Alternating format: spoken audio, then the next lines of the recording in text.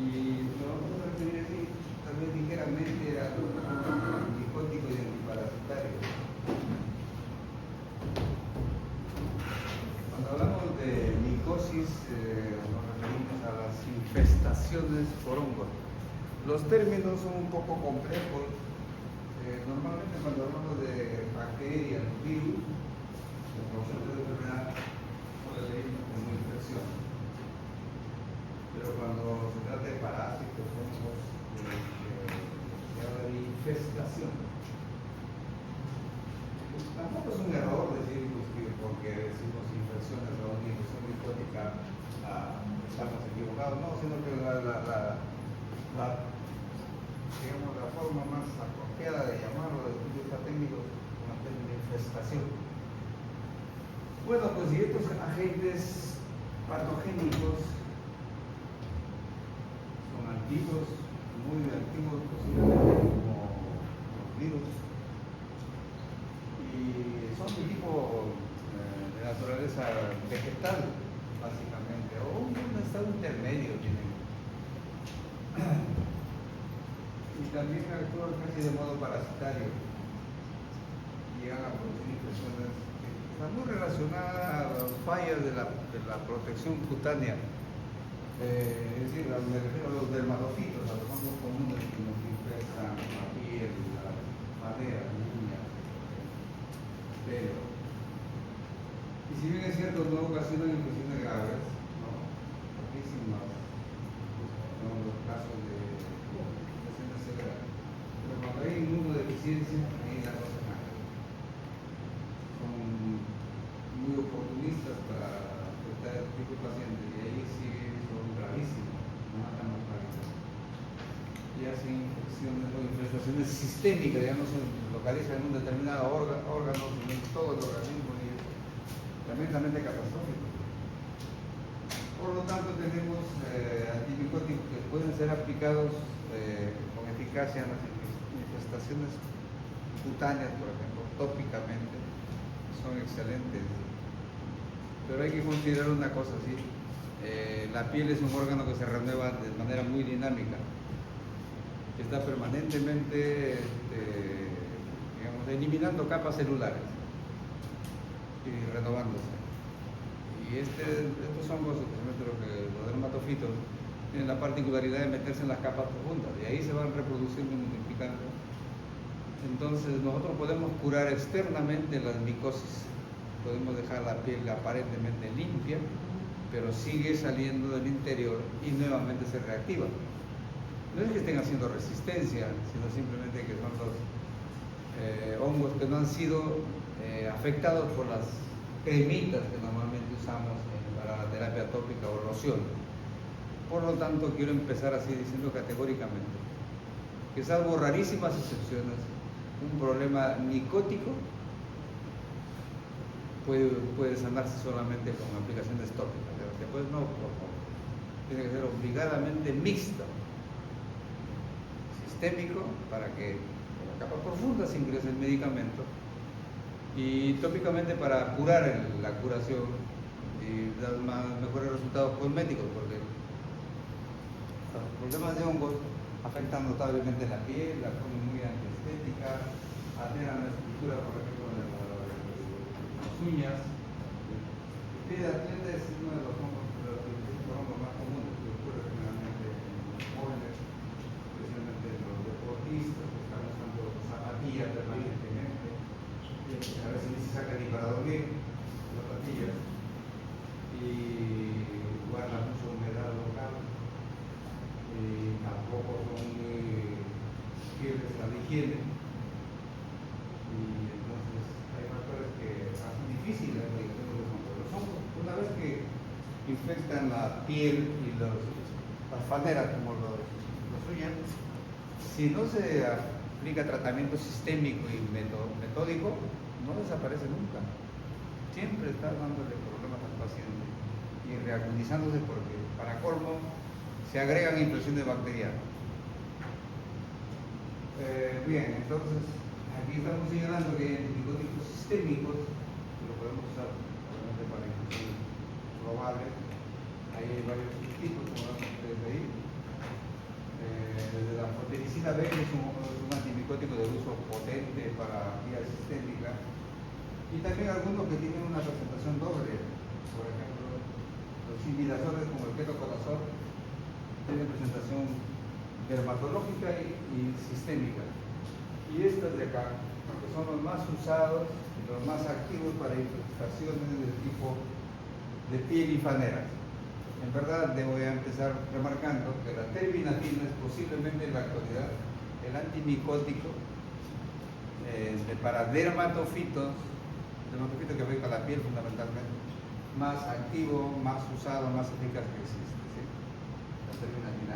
Antes era la glisofurbina, pero o sea, hay un viraje a la resistencia muy notable que lo ha desplazado de ese lugar privilegiado que tenía.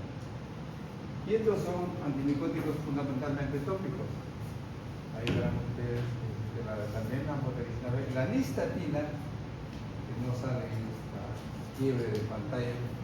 La nistatina se usó muchísimo en los años 50, 60 y era tremendamente eficaz y bastante inocuo, no producía así nomás ninguna molestia, pero ahora hay una tremenda resistencia a este antimicótico, e incluso era muy útil para las infestaciones por hongos genitales. Por ejemplo, la infestación de las vulvovaginales, que se controlaban muy bien con este preparado. Incluso para la candidiasis bucal, que ocurre en niños generalmente desnutridos, y en aquellos que, digamos, se dan ciertas condiciones. También la nistatina era excelente, pero ahora casi que no funciona. Bueno, vinieron una avalancha de los imidazoles donde están todos los que están ahí, sulfonazol, bupropion, biconazol, que son bastante activos en verdad y se usan en la actualidad de manera notable. Y por último, las alilaminas, donde está la terbinafina, que yo repito, por un sistema antimicótico probablemente más eficaz y activo que existe en la actualidad.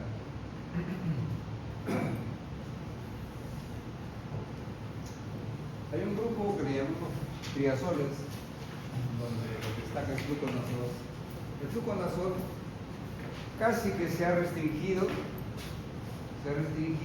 a infestaciones de la vía de los órganos vulvovaginales en la mujer.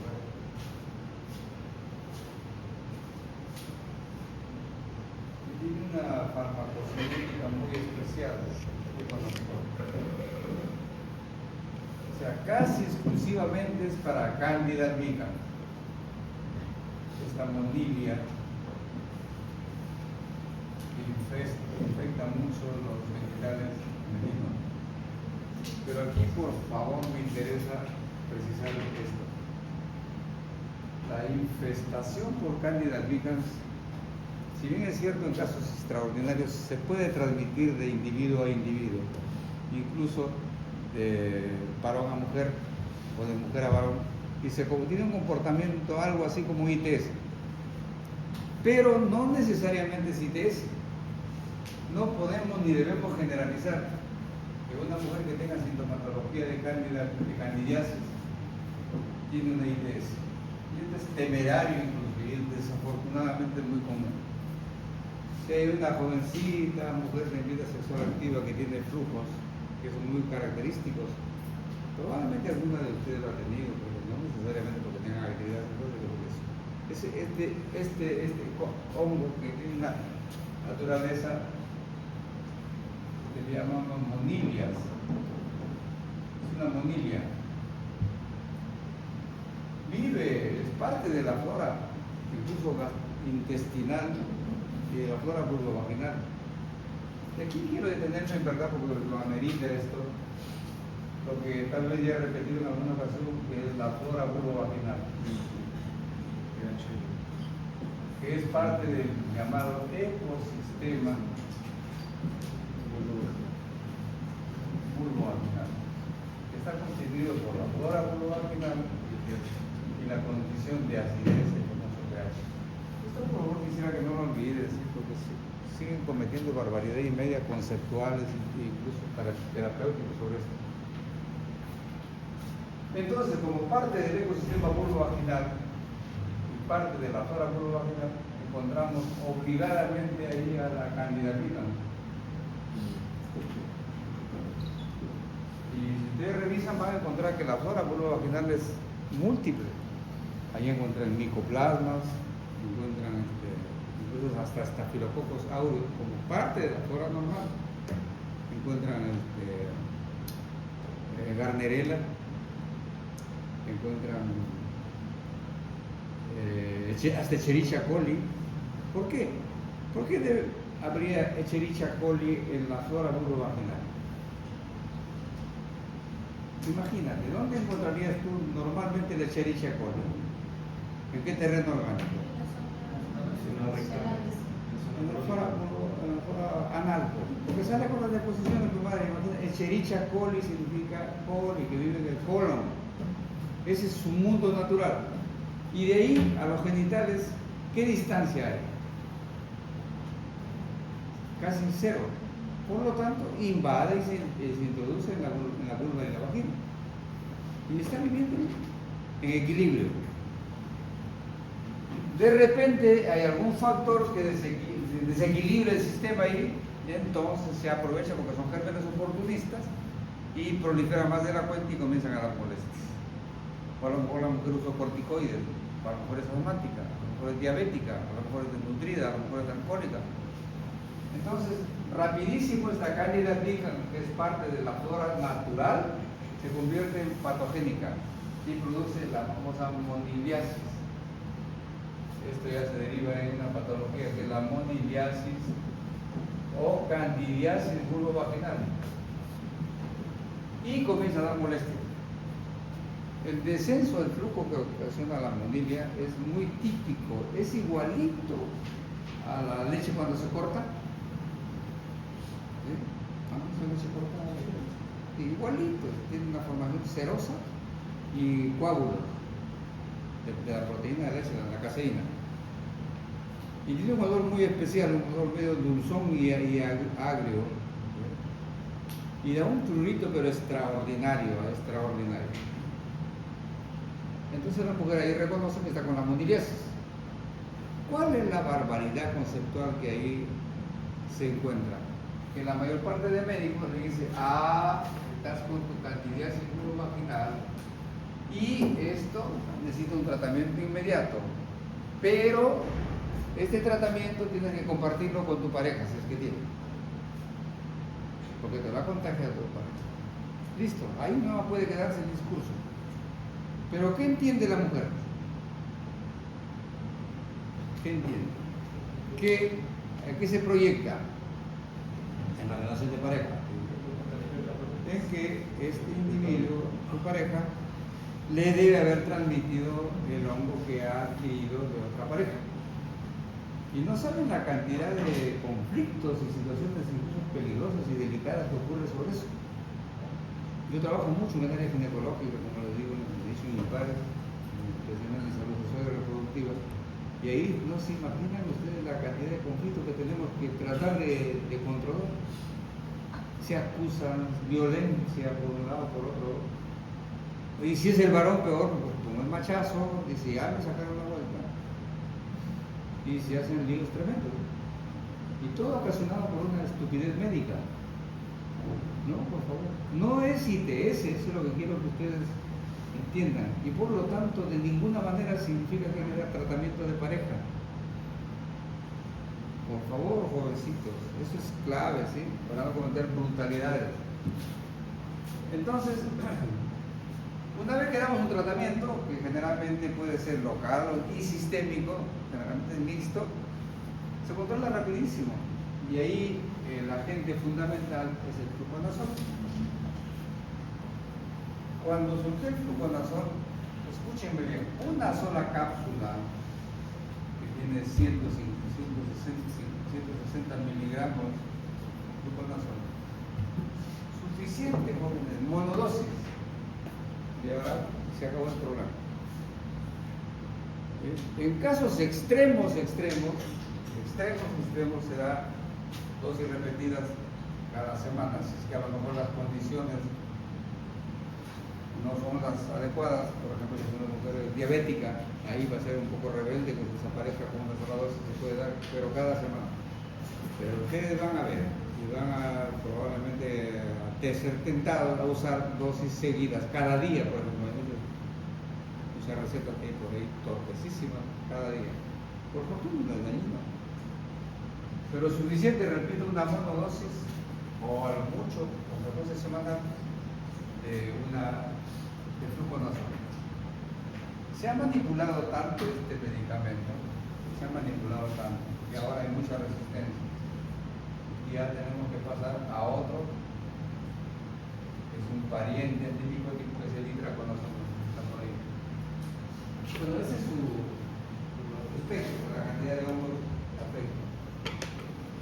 Hay algunos efectos adversos, pero esto es rarísimo, en verdad, rarísimo que ocurra el itraconazol. Es semejante al fluconazol, como dice ahí, además ya acoge otro tipo de hongo. Y este, por fortuna, es activo contra los hongos, la cándida que ya se ha vuelto resistente al fluconazol. Muchos, como siempre, de frente van al itraconazol. Y eso posiblemente pueda contribuir a que dentro de poco lo perdamos al itraconazol. Suficiente, por si acaso, jóvenes, en la mayor parte de casos, que den tratamiento sistémico nomás. No tienen por qué estar usando los hongos de palatal final. ¿Sí? Hay ¿por qué podemos esperar las consecuencias si no son médicos? A pesar que han hecho valorar como médicos. Pero ellas no dejan de usar los famosos ovulitos. Tratamientos local como óvulos, tabletas vaginales, un preparado que se llama candelillas, es muy antiguo y se han cometido barbaridad y media. No es necesariamente indispensable dar tratamiento local cuando lo podemos usar preparados de actividad sistémica. No es entonces imprescindible usar óvulos. Bueno, entonces estos dos antimicóticos son realmente bastante activos, bastante útiles para especialmente problemas ginecológicos de hemonilesia y vaginal. Lo que siempre nos va a motivar atención médica es la dermatofitosis o dermatomicosis, los hongos que suelen ocurrir en los pies, el famoso pie de atleta o tiña pedis, los hongos que salen en el cuero cabelludo, la tiña capitis, ¿cierto? Como los más comunes, y también hay la tiña inguinal. ¿Sí? Tampoco es ITS, por ahí llegan algunos que mi pareja está con este hongo y me han dicho que debo tomar antimicóticos. Es brutalidad. Y se han usado tanto muchos antimicóticos ahí que se han perdido la mayor parte, por ejemplo la mistatina, como se decía. Había un preparado incluso que se llamó, sigue existiendo, violeta de gerenciana, no se llama, que era el fármaco común en todos los hogares. Siempre había un frasquito de un líquido de color violáceo, morado. Y algún niñito que por ahí tenía alguna pequeña erupción, lo que sea rapidísimo, pensaban que era un hongo y pinta al niño la boca como rojo, negro, morado, la dictadura y todo eso. Somos pero bien curiosos los seres humanos, en un comportamiento de ganado, como ganado, cumpliendo recomendaciones. Bueno, pero entonces este antimicótico, la terminafina, es excelente en verdad. En la actualidad, el antimicótico más beneficioso que existe para los dermatofitos, por favor, no para todo tipo de hongos. Puede tener también efectos adversos como dispepsias, problemas gástricos. Y si hay por ahí alguien que además de los hongos tiene psoriasis, ahí la cosa sí es peligrosa porque hay una reacción adversa notable ahí en los pacientes con la psoriasis. Creo que sí habrán escuchado lo que es psoriasis. Es una enfermedad muy grave, ¿verdad? Que no solamente es de piel, por si acaso, también afecta a las articulaciones, por ejemplo, o órganos internos de tipo cardiovascular. Es bien serio, es incurable. Bueno, Luego tenemos otros salvajes que por ahí nos afectan muchísimo, especialmente las poblaciones de escasos recursos, para la parasitosis intestinal. También eso es algo histórico, el ser humano no ha dejado, nunca parece tener parásitos. Hay una broma que le ocurrió a una paciente que trabajaba en Inflares, donde le dice, tenía su pareja, pues, que lo parasitaba esta pareja. Como ella trabajaba, el otro era estudiante universitario, no era de la Cipana. Siempre iba a verla, pero con el fin de decir que me han pedido tal cosa, le iba a pedir plata a la pobrecita. Y hizo una alergia muy seria que incluso tuvo que ser derivada de hematología de mi salud. Y no había forma de controlarla, en verdad. Se usaron todos los fármacos conocidos, los esquemas terapéuticos más comunes. En realidad se dijo que tenía que ser por el dermatólogo especialista. Y se fue. Y cuando viene de su consulta le preguntan, ¿cómo te fue? Uy, dice, me han hecho pruebas para ver si tengo alguna sustancia detectable que es la causa de mi alergia. No me han encontrado. Me han dado un esquema terapéutico muy tedioso, complejo. Pero me han dicho también que a lo mejor podría ser parásitos. Y me han dicho que tengo que eliminar todos los parásitos. Y un colega que estaba al lado, su pareja se llamaba Iván, y le dice así, se jodió el Iván. ¿Entienden el asunto? O sea, como era su parásito, y ella dijo, me han dicho que tengo que eliminar todos los parásitos. Y el otro le dice, se jodió el Iván. Y en verdad, pues sí era un parásito malvado, perverso, porque la explotaba la población. Era tan jorobante como estos parásitos intestinales. Bueno, miren la cantidad de población mundial, igual que se acuerdan de la tuberculosis. Así, esa misma incidencia, y es también típico de países en desarrollo, donde los factores sanitarios son los que facilitan esto. ¿Cómo no va a haber parasitosis en cantidades industriales en Lambayeque, Chiclayo, cuando es una ciudad puerca? Qué bárbaro. Ustedes saben, ahora un poco menos, pero antes permanentemente había desagüe rojo, heces en las calles, y suciedad encima con el viento, el calor, el sol lo deseca, lo eleva por el ambiente, y incluso lo respiramos. Hubo un estudio que se hizo en Lima hace cierto tiempo, a propósito del Día del No Fumador, creo que es el 1 de noviembre, algo así. Se hizo un estudio para ver qué tanto en el aire que respiran los limeños había nicotina. Porque en muchos países donde hay alto índice de fumadores, la nicotina está en el medio ambiente. Y quisieron evaluar eso en Lima.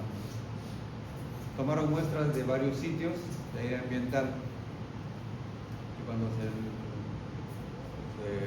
encontraron los resultados, llamó la atención, algo que escandalizó a la gente, a los investigadores, ni siquiera se les ocurrió. El principal contaminante del aire ambiental de Lima, que no creo que haya cambiado mucho, ¿saben qué tipo de gérmenes eran? Los coliformes.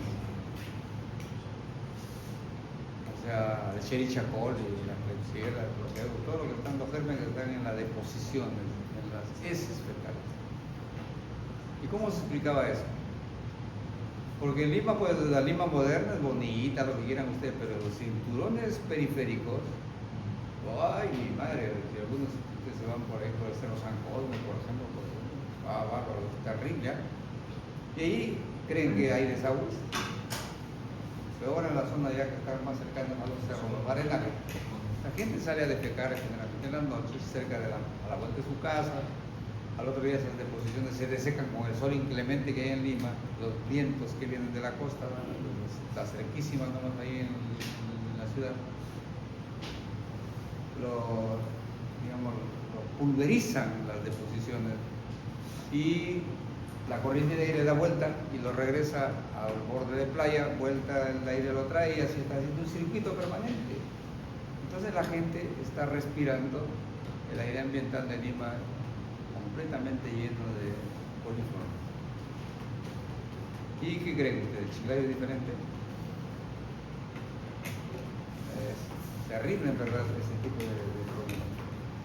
Bueno, entonces los parásitos están ahí pues, a la orden del día. Entonces hay factores sanitarios, patrones genéticos favorables. Y más o menos se estima que el 50% de la población de América Latina está parasitada. Y nos hemos acostumbrado a vivir ya con los parásitos que nos morimos y se mueren con nosotros. Verdaderamente nos producen pequeñas deficiencias nutricionales que no se notan clínicamente y lo toleramos. Los niños menores de 5 años, peor aún, están más o menos entre un 30 o un 70% ya parasitados. Y no necesariamente con un solo parásito, parasitosis múltiple.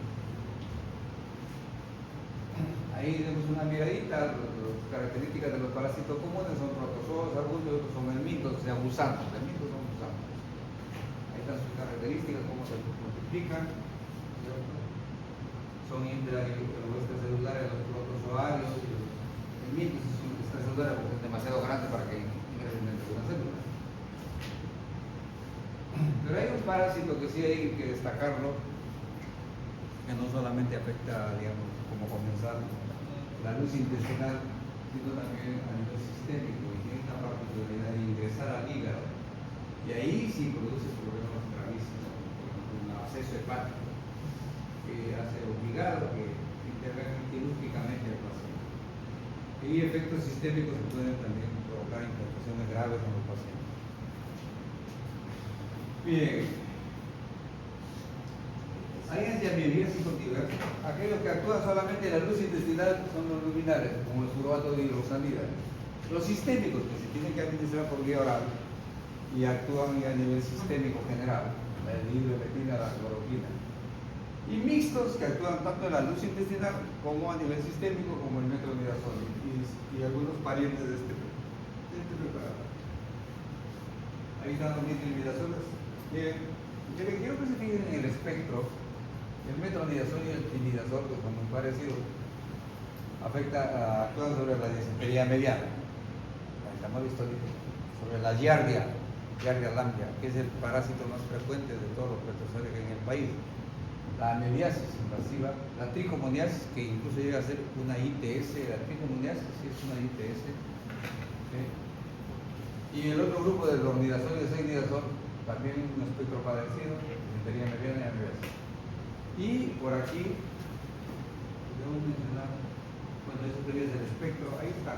También, por si acaso, el metronidazol es activo contra bacterias anaeróbicas. ¿Recuerdan? Esto lo he remarcado en varias ocasiones. Que nosotros en las infecciones anaeróbicas, que son graves, potencialmente mortales, tenemos poquísimos antimicrobianos ahí. Está el metronidazol, uno de ellos, el cloramfenicol, y el otro, ¿cuál es? La clindamicina. Son tres componentes. El Helicobacter pylori también es afectado por el metronidazol. En muchos esquemas terapéuticos para erradicar el Helicobacter pylori incluyen al metronidazol. Hay efectos adversos. Este efecto es importante siempre comentarlo porque implica aspectos culturales que ocurren en países como el nuestro. ¿Qué ocurre? Miren, cuando se empezó a usar un fármaco, el disulfiram, no es, por si acaso, el metronidazol. El metronidazol tiene efecto disulfiram, pero es el mismo fármaco. Es un efecto parecido. Este preparado disulfiram, o antabus, también se llama, tiene una interacción muy seria con la ingesta de alcohol. Cuando el paciente se embriaga y ha tomado disulfiram o antabus, tiene una resaca pues, de esas brutales, ¿sabes? Y incluso llega a serlo convulsionado. Es un cuadro muy crítico. De modo que, con una mentalidad perversa, los médicos imaginaron que era un posible tratamiento disuasivo para los adictos al alcohol. ¿Y qué es lo que hacían? Especialmente a las parejas, los alcohólicos, les decían, mira, vas a darte el esposo sin que se dé cuenta. Mezcla con la comida, con la bebida, con lo que te preparado. Y bueno, pues, como siempre, tomar la vas a ver y ocurrieron estos hechos a veces anecdóticos donde con mucho afecto la señora de la casa decía, pues, una sopita, un caldito, un refresquito, y prácticamente Tito se iba con su hijo y vendían a casa. Al otro día, al pobre borrachín, solo con mirar el alcohol convulsionaba. Supuestamente iba a dejar el licor. Y la mujer feliz de la vida pensaba que ya estaba logrando lo que esperaba. Y nunca ocurrió. Nunca hizo efecto, y más bien los cuadros tóxicos eran terribles para el pobre paciente que lo llevaban al hospital, a emergencia. Así que fue un fracaso. Y curiosamente, ese mismo efecto ocurre con el metronidazol y los similares, los ceftriaxona, dormidazol, el mismo efecto. El efecto de insuficiencia. Hay que, por lo tanto, advertir mucho a la gente cuando se le da ese tratamiento, eviten el ingreso de alcohol, por favor. Es una indicación importantísima, ¿sí? Para que no haya tremendo efecto colateral.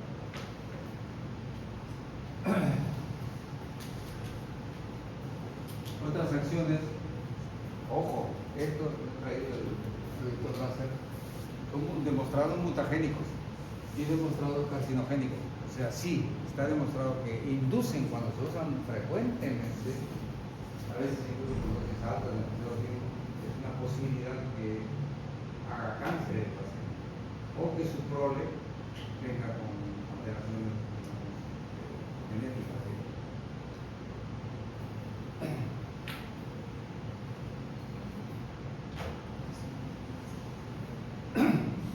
Hay amenicidas que actúan solamente en la luz intestinal, se administran y actúan en la luz intestinal, no se absorben digamos, para infecciones sistémicas. Y ahí verán ustedes que es subrayado el clioquinol o la iodo-clorohidroxiquina. ¿Por qué no es subrayado? Porque esto tiene una anécdota que necesito conversarlo con ustedes, como educación en salud, que es fundamental, especialmente refiriéndome, como siempre, a la industria farmacéutica. Se lanzó el producto a base de clioquinol en el mundo por un laboratorio, Ciba-Geigy se llama, de Bruselas, Bélgica, como un antiparasitario específicamente dirigido contra la amebiasis intestinal, que es una infección seria, pues, como estamos señalando. Y bien, pues fue un medicamento muy útil y se usó bastante. Pero como siempre la industria farmacéutica, queriendo incrementar sus ganancias, ¿qué hizo? Lo difundió, hizo la propaganda por medio especialmente de los visitadores médicos que llegan por ahí a enamorar a los médicos y a las médicas para que presenten su producto. Lo difundieron como un antiparasitario en general, para cualquier parasitosis, ya no solamente para la amebiasis, sino para giardia, hasta para lombrices intestinales, que no era cierto, pero así lo promocionaron miserablemente. Por lo tanto, se recetó, como siempre por los tontos útiles, que son los médicos, se recetó masivamente y los márgenes de ganancias se incrementaron notablemente para el laboratorio. Se multiplicaron sus ganancias, porque ya no solamente era para la amebiasis, sino para todo tipo de parasitosis intestinal. Pasó el tiempo y no se contentaron con eso y lo recomendaron, dijeron que había estudios de investigación que demostraban que era útil para todo problema diarreico. O sea, miren, de la amebiasis pasaron a la parasitosis intestinal de diverso tipo. De ahí como para todo agente biológico que causaba diarrea, bacterias, virus, lo que quieran. Y por lo tanto ya se imaginarán ustedes el uso, cómo se multiplicó del preparado. Aquí en nuestro país tenía un nombre, se llamaba enterociedil o enterobioformo.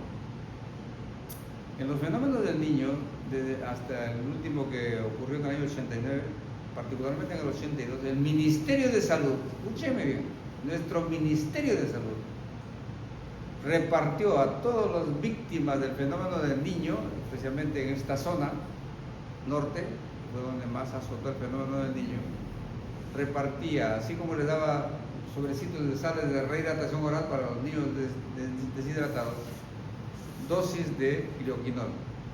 de enterocedil para combatir la infección diarreica ocasionada por el cólera. Bueno, ese es un detalle anecdótico en el que tiene que ver nuestro país con la canallada que hacen generalmente nuestras autoridades políticas de salud. ¿Qué ocurrió en el mundo?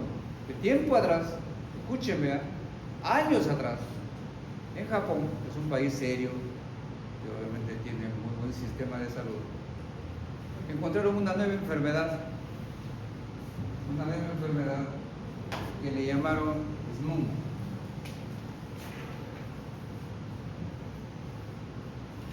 Esto en inglés significa neuropatía mieloóptica subaguda. Neuropatía mieloóptica subaguda. Este famoso SMUN, un cuadro clínico desconocido en el mundo, particularmente en el Japón. Entonces las autoridades comenzaron a investigar de dónde salió esta enfermedad rara, desconocida. Y fueron encontrando cada vez mayor relación con el uso del glioquinol.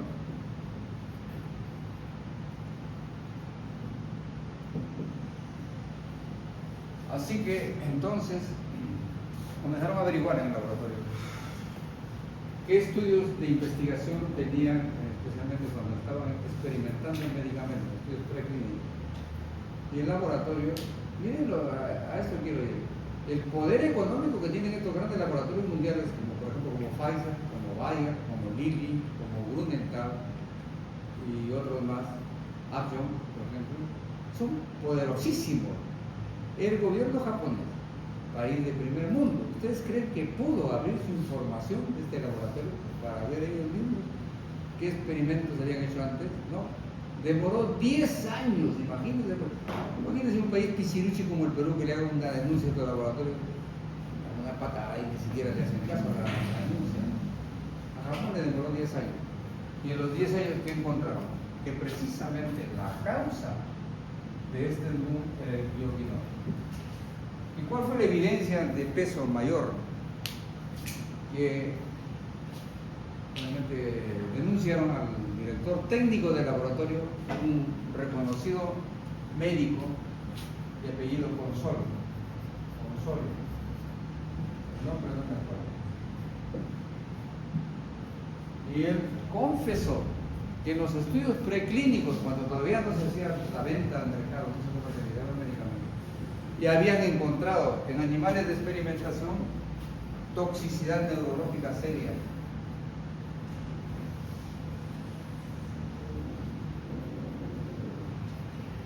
El doctor Consol confesó que ellos, obviamente cumpliendo sus responsabilidades, comunicaron estos hallazgos a los dueños del laboratorio. Al director, miren, estamos encontrando toxicidad gravísima en animales de experimentación, así que tomen ustedes la decisión.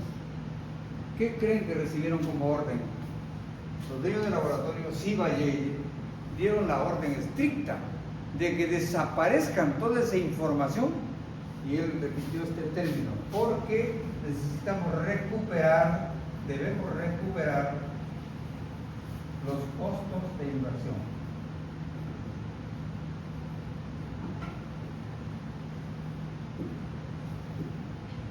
Increíble.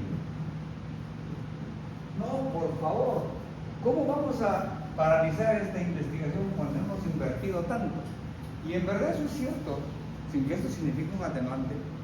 Un laboratorio de esta magnitud, cuando lanzan o están investigando un medicamento nuevo, ¿saben cuánto tiempo demoran en hacer esa investigación? Se estima de 10 a 15 años. ¿Y cuánto invierten? Mínimo $100 millones. Eso es algo que debemos conocer y debemos reconocer el gran esfuerzo que hacen estos laboratorios, en tiempo y dinero, para lanzar un nuevo producto al mercado mundial.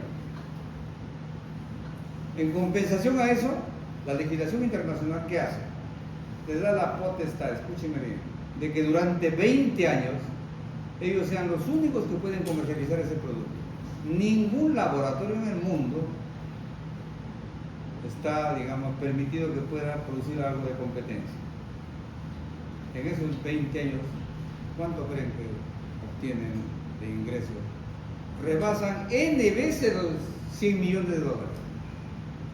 El ejemplo, patentes en un laboratorio, un AINE, que en 3 años que estuvo en el mercado mundial como gran novedad, se hizo un estudio en el cual se encontró que era gravísimamente dañino para el aparato cardiovascular, con muertes, digamos, frecuentísimas, y tuvo que erradicarse el medicamento.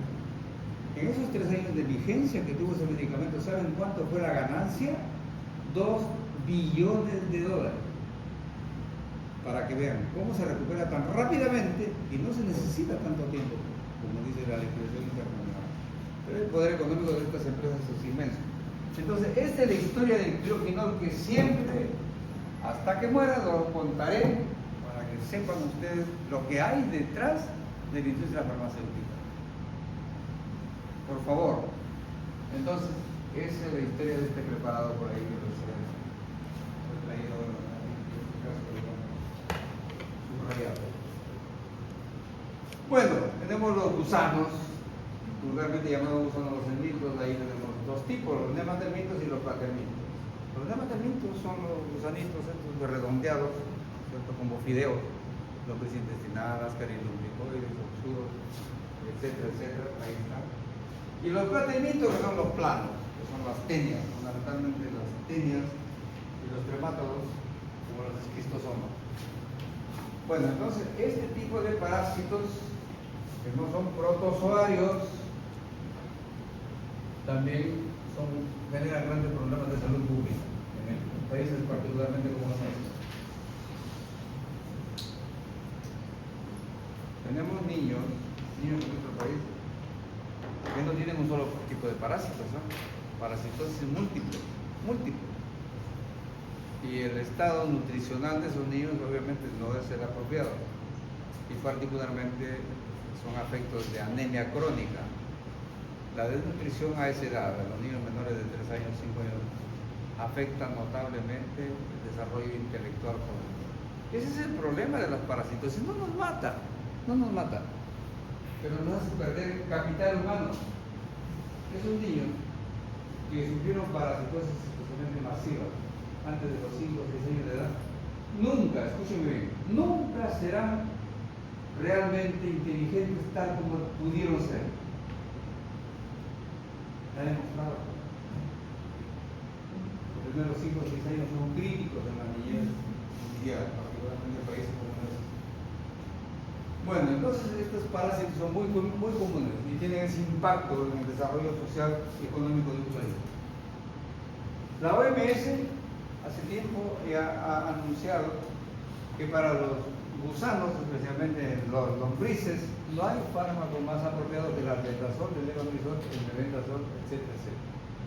Y ahí podemos destacar 2, el albendazol y el mebendazol, que son los que generalmente se usan muchísimo para las lombrices intestinales. Los oxuros, el ascarilumbricoides, perdón, de la lombriz intestinal. El oxuro es el conocido también el nombre,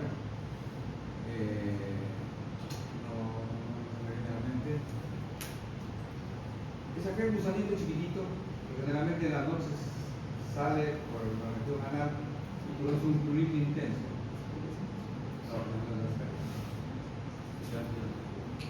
Enterómeros vermiculares. Ese parásito, por si acaso jovencito, esto es importante que lo sepan, tiene la particularidad de salir en la noche, como repito, a la región anal y pone sus huevos ahí, no las pone dentro del intestino, sino en la región anal. Y estos huevos obviamente salen, se impregnan en las sábanas, las cubrecamas. En el día la madre de familia generalmente sacude las camas y disemina esos huevos que son microscópicos por todo el medio ambiente. Por lo tanto, se parasita toda la familia. Y si no se da tratamiento familiar, esa es la clave. Esto requiere tratamiento familiar. Si tienen ustedes un paciente, niño o quien sea, en el cual le demuestran el oxuro, por Si no recibe tratamiento familiar, no están haciendo nada, joder. No están haciendo nada. Tienen que estar obligados a tratamiento de la familia. Tienen que concientizar y exigir que si quieren que se cure ese problema, deben todos tomar los antiparasitarios que estamos llamando ahí. Obligar. ¿Sí? Por favor. Pero aparte de eso, ¿qué deben hacer para eliminar los huevos que generalmente van a haber en la casa? Hervir la ropa de cama y la ropa de uso personal. Y hacer una limpieza minuciosa. Todos los sitios donde hay polvo, las ventanas, de las casas, en las mesas, tienen que hacer una limpieza pero minuciosa. Si no, no desaparece el problema parasitario, por favor. Bien. Después tenemos otro tipo de parasitosis como los tremátodos, los esquistosomas donde ya necesitan otro tipo de antiparasitario. El praziquantel, vean ustedes ahí, el praziquantel está arriba de aquí también. Es probablemente uno de los más eficaces para las tenias. Que son diversos tipos, la saquinata, la solium, la tenia menolipinana. Eso necesita otro tipo de antiparasitario. Ahí está la metronidazol y la metronidazol. Este es uno de los fármacos casi contraproducentes. Su absorción mejora con alimentos. ¿Recuerdan ustedes que yo les he dicho ya como una norma general que todos los medicamentos deben darse sin alimentos? Pero en este caso, esto también es un fenómeno contrario. Mejora notablemente. Y peor aún con alimentos grasosos. Mejora mucho. El ketoconazol es como antipicótico, claro que sí, también se absorbe mejor con alimentos. Y también con alimentos grasos. Son excepciones. Bueno.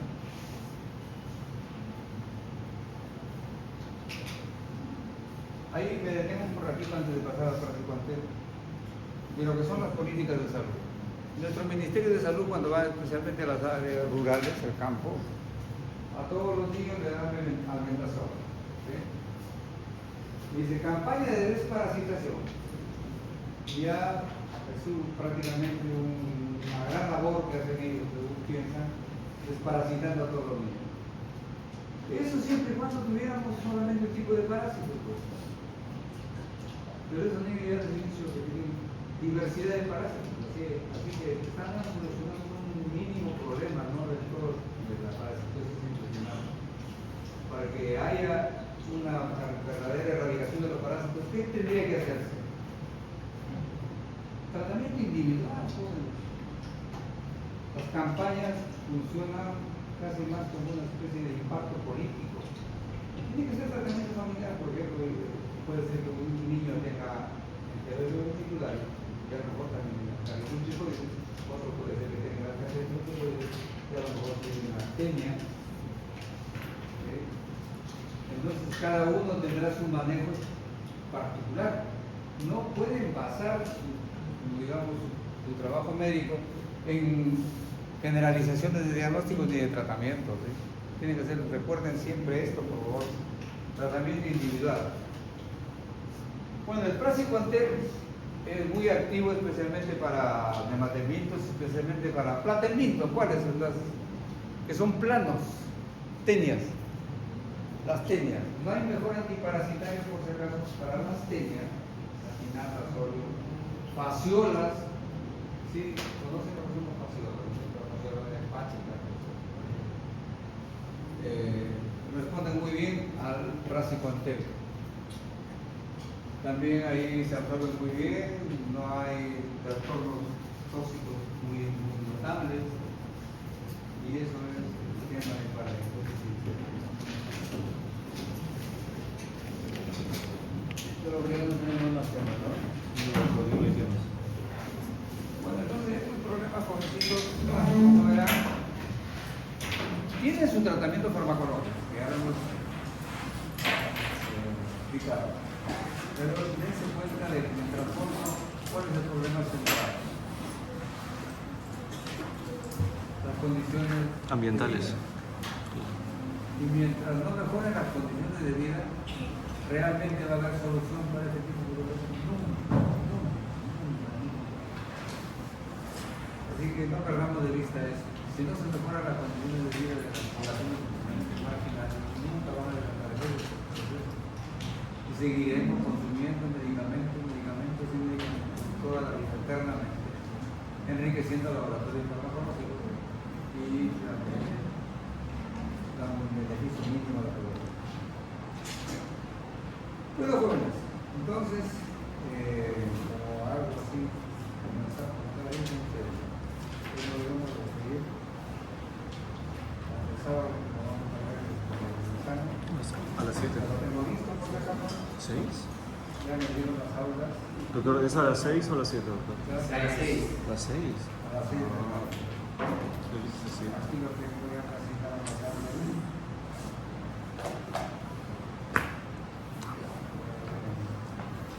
7. Sí.